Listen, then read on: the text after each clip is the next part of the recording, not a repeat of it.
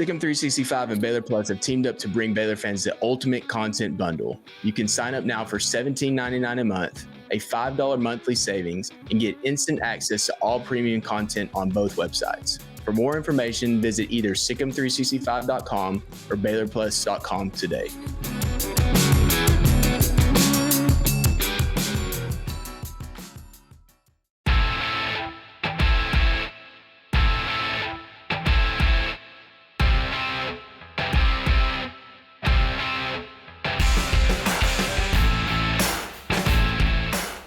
What's up, Baylor family? Welcome into Inside Baylor Sports, the official daily podcast of Baylor Athletics. Cole Barber here with Grayson Grunhafer. It's Monday, September 2nd, and we're coming to you after Baylor's season-opening 45-3 victory over Tarleton State on Saturday. Our plan during the season is to spend every single Monday breaking down everything about the game. We kind of know what's going on now. Specifically for this game, there's a lot to unpack. It's the first time that we've seen this team in action. I mean, you could talk about the spring, you could talk about the fall, but truly, unless you were a parent of a player that got to see a scrimmage or someone that had direct access, you haven't seen this before. But before we really get into it, I thought this was a really cool statistic or fact. Grayson, I haven't even mentioned this to you, but we know this is the 10th anniversary of McLean Stadium. 10 years ago to the date, August 31st, 2014, Baylor opened the season against SMU. They won. They shut out SMU, allowed 0 points. 10 years later, Baylor held Tarleton to 3 points. Exactly 10 years later on August 31st. That is the least amount of points that Baylor has given up in a single game since giving up 0 points to SMU 10 years ago. Pretty interesting nugget. Yeah. Yeah, that's really cool. I was a sophomore at the time. I feel like wasn't the final score 45-0? Didn't they score exactly 45 just like in this game? Yeah. Another little weird coincidence. Yeah. I mean, not that it's like leading to anything. I don't think we're getting to that extent that this team's going to win a Big 12 championship. A little bit different of opponent. Tarleton, obviously without their starting quarterback. But, I think that this particular game allowed us to see what this staff wanted to do to a certain degree.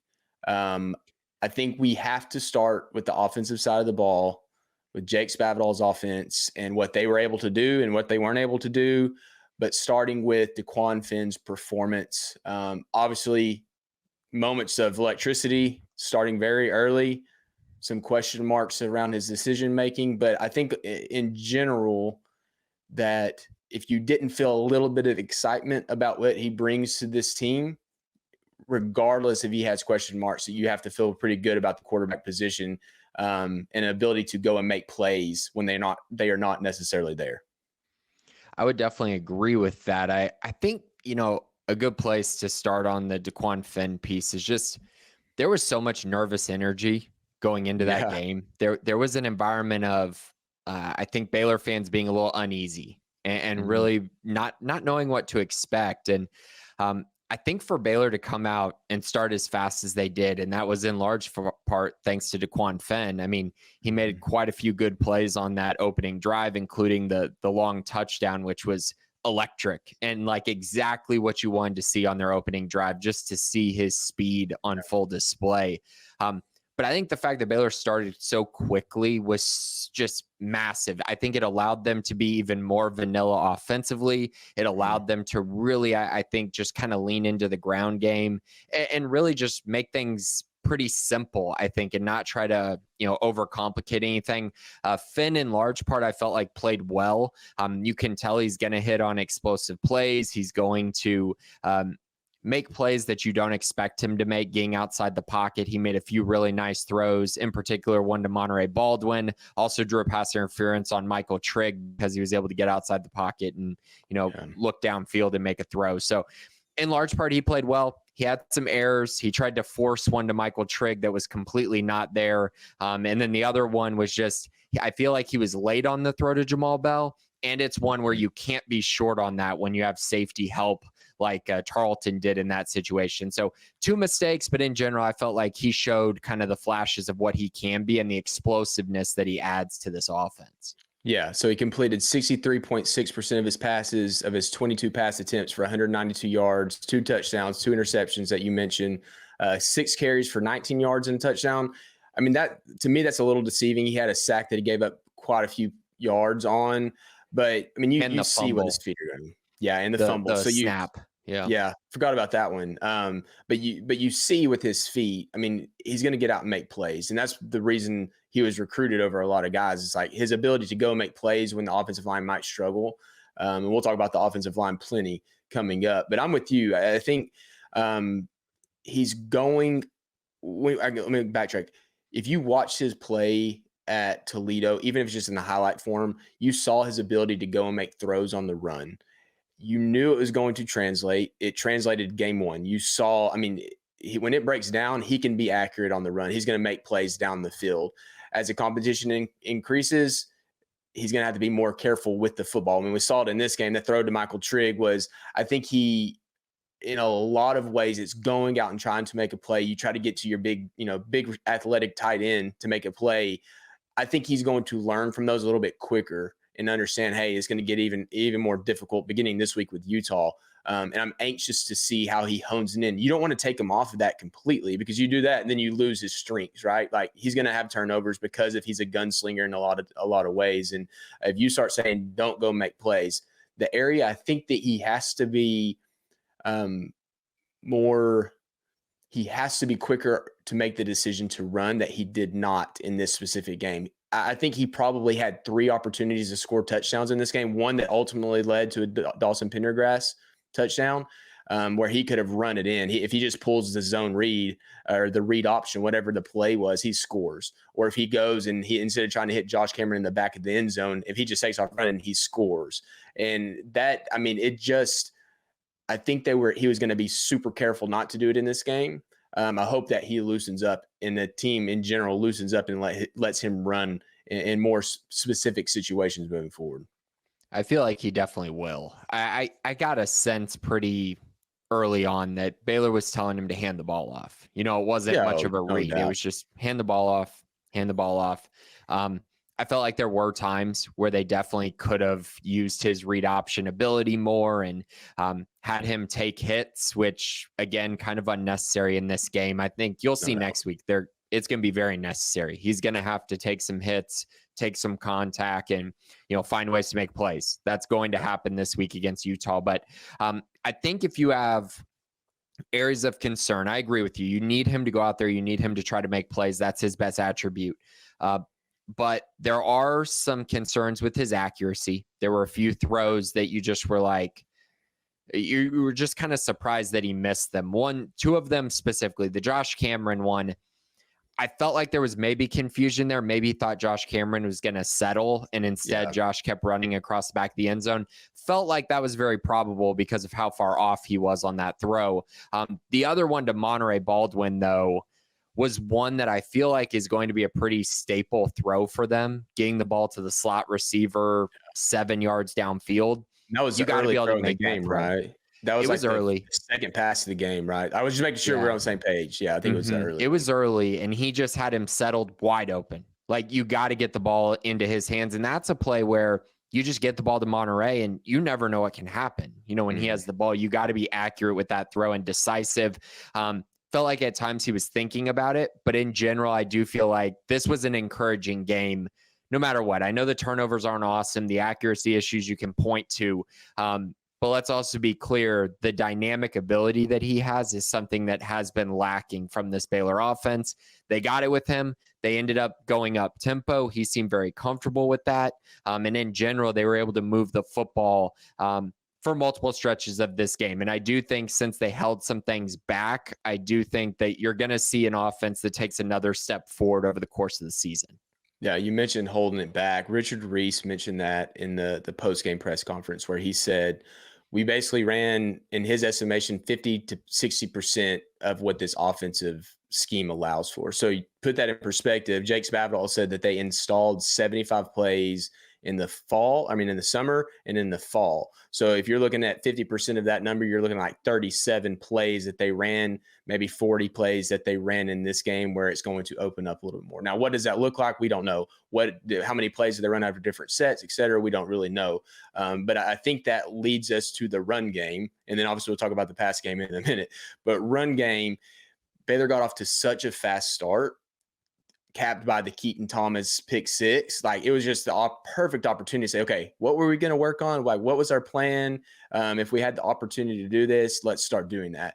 And I think that's what we saw with the run game, especially with Dom Richardson out, Bryson Washington out. Kind of what I would say is probably they're going to be their every down backs. Nothing against Richard Reach and Dawson Pendergrass, but they're just different types of backs than what Baylor played with or what they will play with the rest of the season. And I think that they're rotating the offensive line.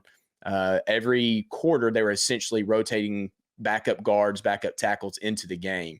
And that was planned from the very beginning. You knew it immediately. Like, once a quarter ended, new group was in. There was a one time that they didn't do that. So in the run game specifically, I think that they were hampered without obviously the two starting potentially number one running backs in there. They weren't running DeQuan Finn as much as he had to run early. I think they shut him down to protect him. And the offensive line, I think they're trying to get these guys reps. The bad part of that is that when they were trying to get the reps, they couldn't do it. I mean, they didn't have a lot of success that you would want to see in this particular game.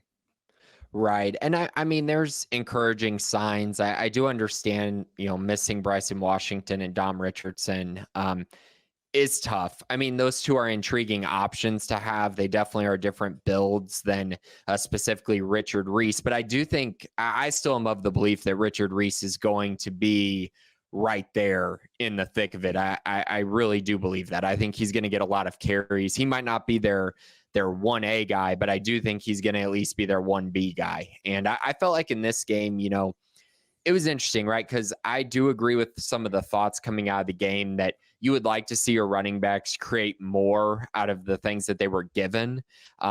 And I do agree with that. There were some instances where it's just like, man, you gotta be able to make that guy miss, because then you have 20 yards in front of you. There was one specific one where Rich got to the outside and it was one-on-one with him and a safety, and the safety tackles him. He still got the first down. It was still a quality run. Yeah. But you're talking 20 more yards, another explosive play. And so you got to be able to make guys like that miss. I do think that will come later on. But in general, it was a fine performance. I remain a little skeptical about their run game. I have been all off season, just a little hesitant on fully buying into it. And honestly, when you come out and run for just 3.8 yards per carry, and the advanced metrics also point to you not really dominating up front or not really running the ball at a super high level, it does raise concerns, because you're not going to face many defenses that are as bad as Tarleton State's.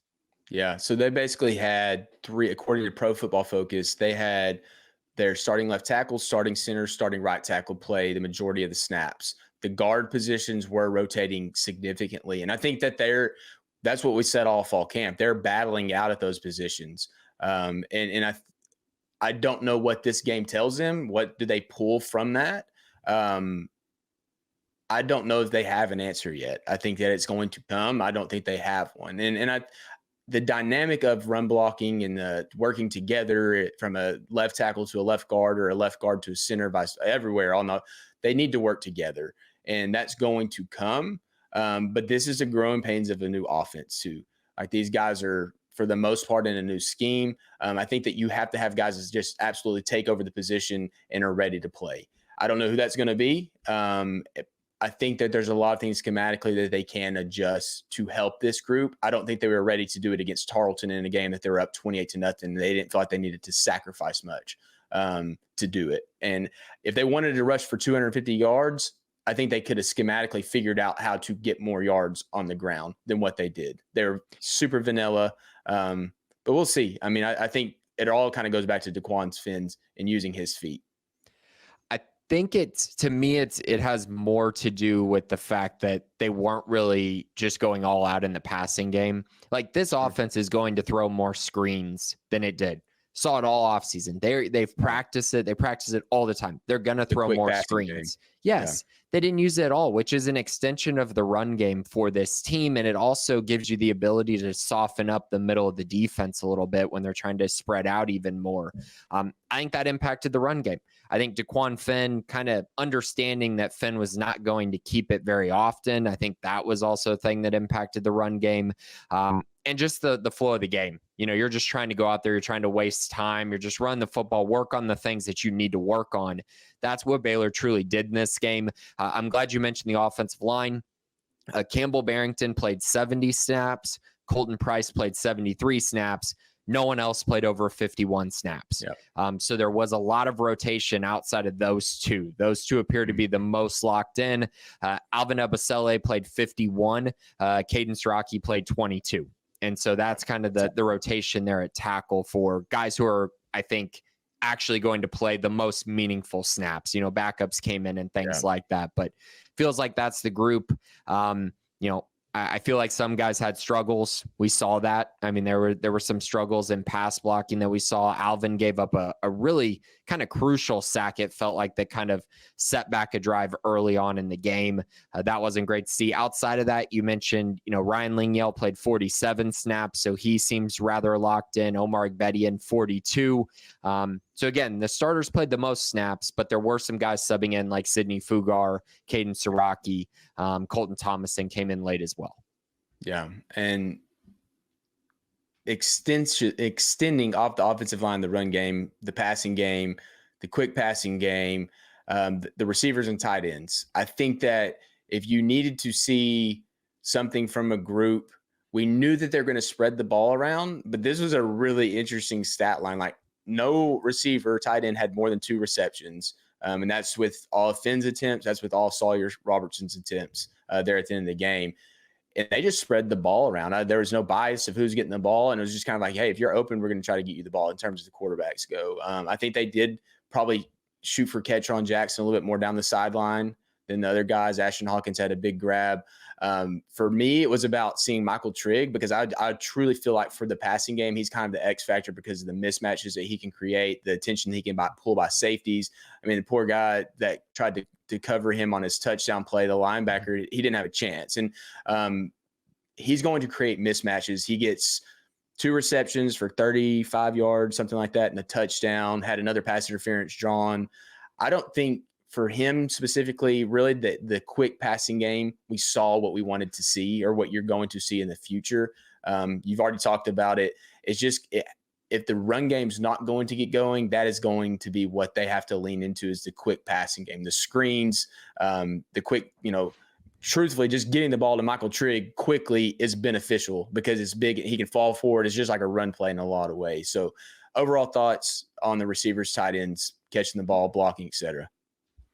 Yeah, Michael Trigg is very intriguing as an athlete, and that throw by DeQuan Finn was probably his best throw. The Ashton Hawkins throw that he had was also really good, but the Trigg one, I mean, he was getting hit and just put it in the perfect spot for Trigg to score that touchdown. It was a walk-in touchdown for him. Also had a really nice physical grab across the middle on a crossing route that I think is going to be I think that area is going to be something that they didn't test as much in this game that you're going to see more of, I think, in the future games. That's a staple of the air raid offense, and Trigg caught one kind of later on in the game. It was in the red zone, so that was really nice. Ketron Jackson's clearly the deep ball threat on the outside, and he torched his man twice. I mean, just like not even close, and 2 really good balls, one by DeQuan Finn, one by Sawyer Robertson. The Robertson one led to the touchdown late in the game. I like what I saw from him, but again, there's inconsistencies. I mean, Sawyer Robertson had probably his best throw of the game to Ketron Jackson on it was a rollout. Yeah. Caught him off guard, but I mean, it hit him right in the hands. Like, you got to catch that. And that's something that, we've talked about in the offseason, consistency. It's key. And so when you're subbing in all these receivers, they still got to be ready to go every single play, be ready to go every single snap. So Ketron, good game.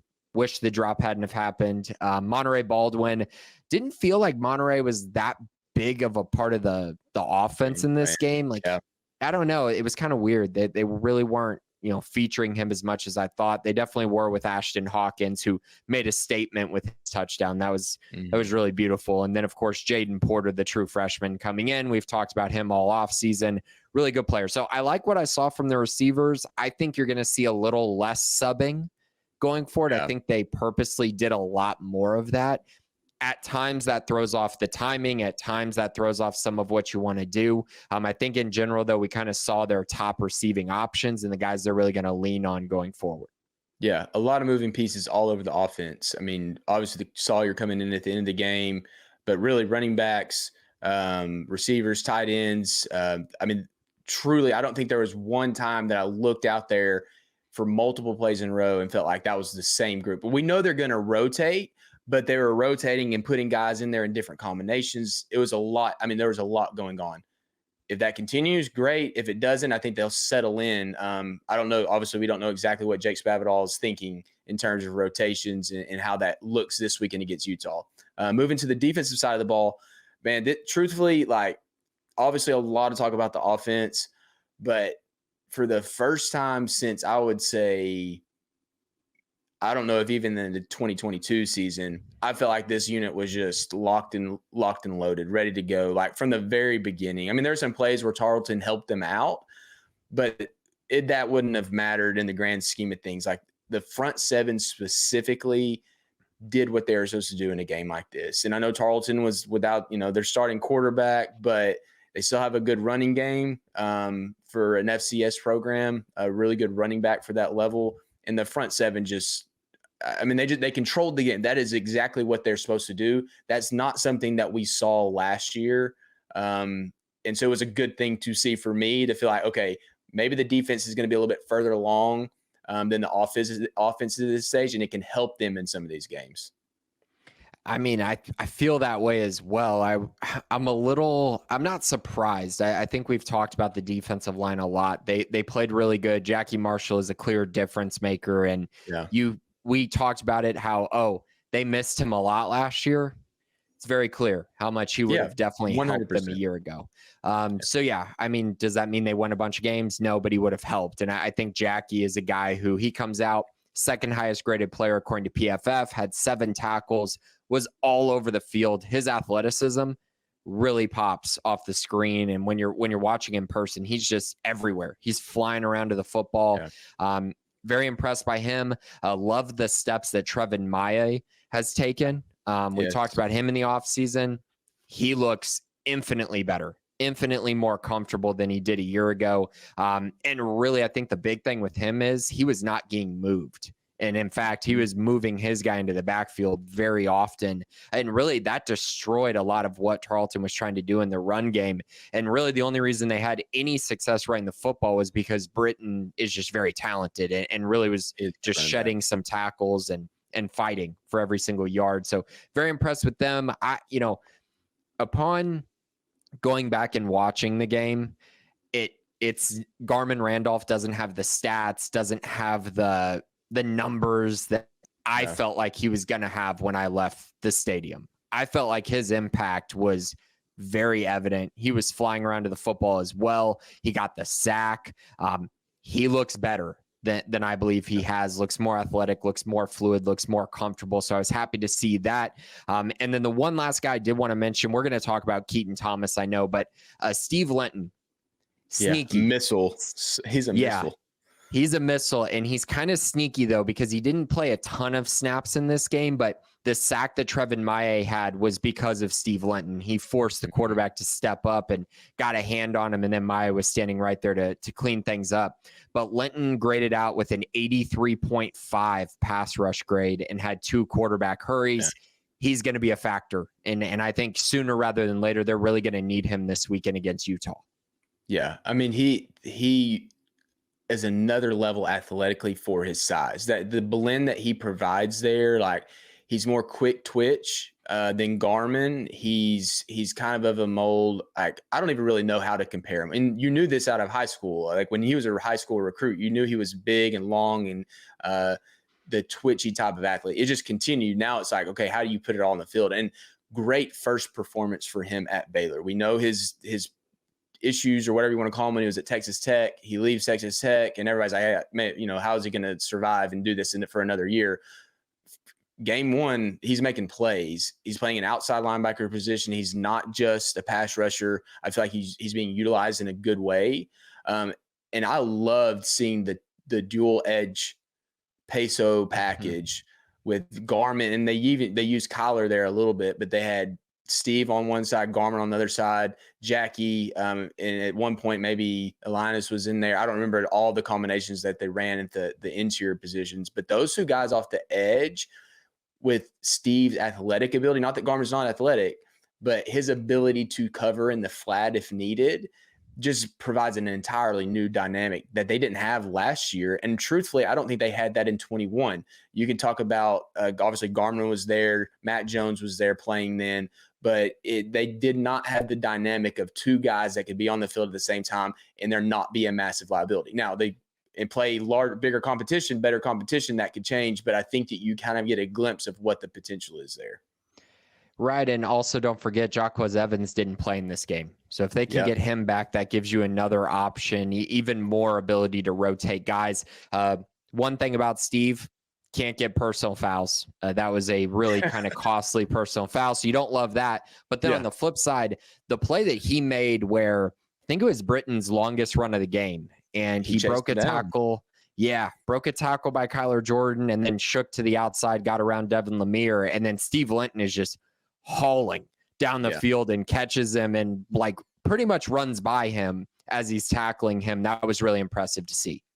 Yeah, it was. Moving back to the next level, the Keaton Thomas, Matt Jones, man, like, you know, we talked about Matt last year, his tackles for loss, his impact type of plays, his splash plays, but the consistency wasn't there. Playing next to Keaton Thomas and obviously playing more middle linebacker for Matt in general helps, but those two together just provide so much to each other. Matt, it's game one, but Matt being in position to make plays, Keaton kind of being a safety net whenever Matt's making plays and vice versa. That duo worked really good together. Game one, but the chemistry there, being in the right spots at the right times, that doesn't take talent. That just means being in your spot. And they both were for the majority of the day on Saturday. They definitely were. And Keaton Thomas made PFF's all week one team at linebacker. So he was one of the top rated linebackers in the entire country. He and Jackie Marshall had the highest ratings for any Baylor players this past week. But Keaton was really good in this game. The pick six was very easy. We're going to probably get into some concerns and things like that. I don't feel like the secondary was tested really at all. I don't think we can come away with I can't come away with any conclusion about it because Tarleton just could not throw the ball at all and did not want to throw the ball at all. I mean, they basically just gave up and just kept running the football up the middle. So I'm not going to take too much away, but see Keaton read that and react and show those instincts and take it back for a touchdown. Like, not just pick it and fall down. Get the pick, go score. Really exciting to see. He was in the right place at the right time in the run game. I feel like that was another big thing I wanted to see was how would Matt Jones and Keaton Thomas fit against the run. And they both really did a nice job in this game. And Tarleton tested them, tried to get offensive linemen to the second level, had a really good running back. And I felt like Keaton and Matt really did a nice job. And I know people are going to take away that their starting running back averaged like 5.2 yards per carry. That's fine. I would also say that Matt Jones and Keaton Thomas didn't play as many snaps as they're going to play throughout the season. And they also rotate a lot of other guys in a whole lot more.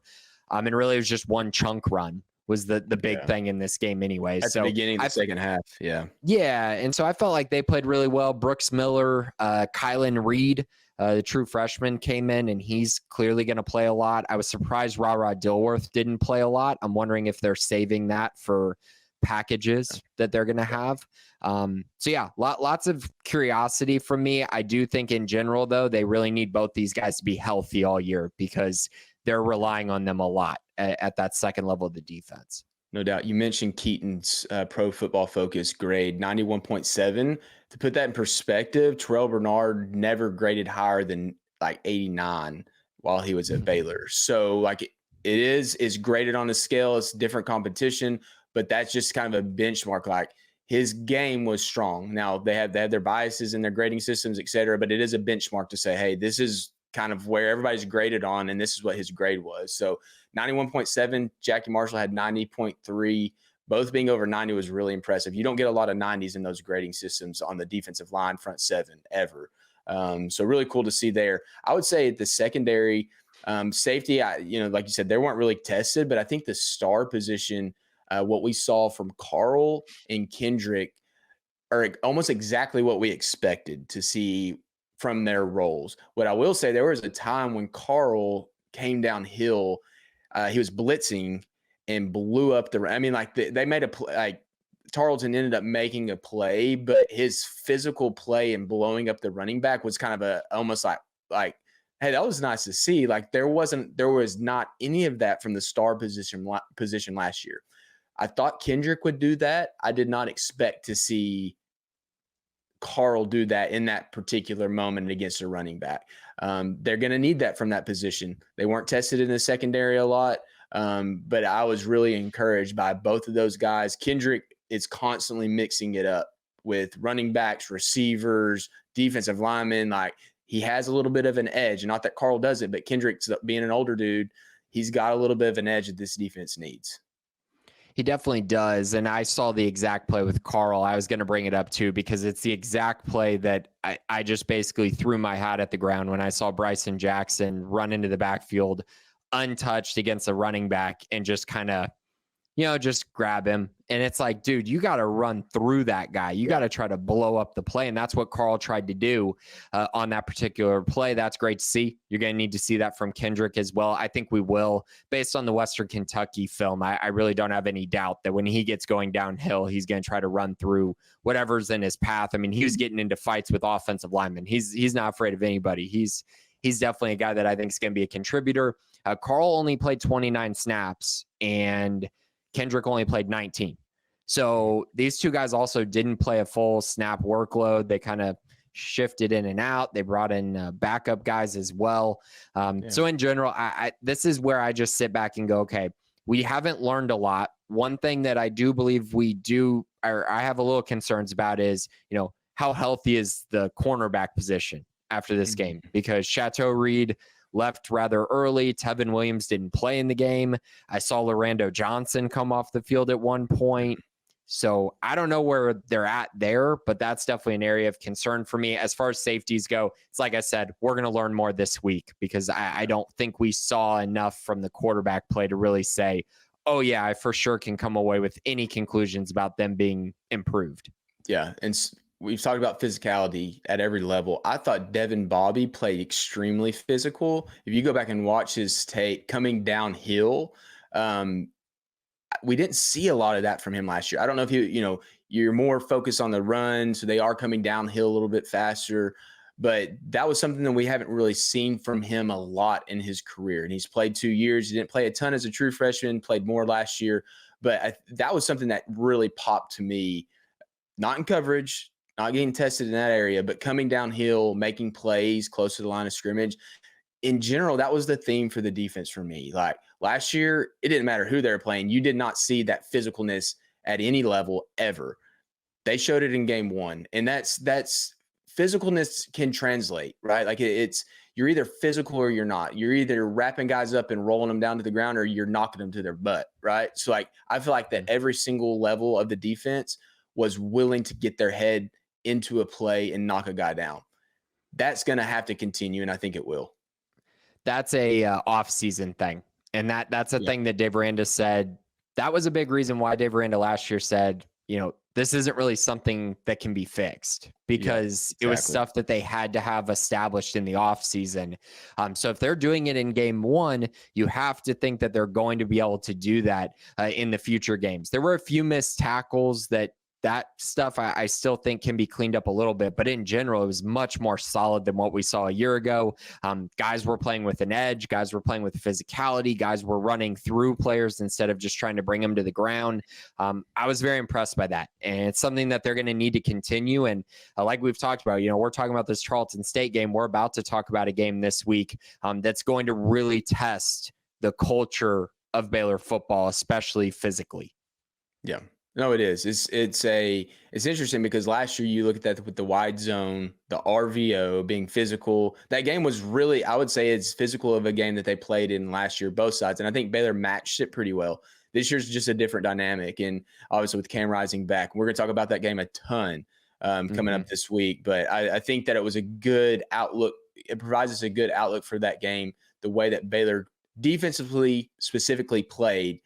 They're going to need that physical toughness when they play Utah, a veteran team, a lot of playing inside the box between the tackles on the offensive side of the ball. They're going to have to be physical. They have some playmakers on the outside, but their bread and butter is being physical between the tackles. So, all right, Baylor family, that's going to do it for today's episode of Inside Baylor Sports, the official daily podcast of Baylor Athletics. Thank you so much for listening. For Grayson Grunhafer, I'm Colt Barber. Have a great Labor Day holiday and Sick 'em Bears.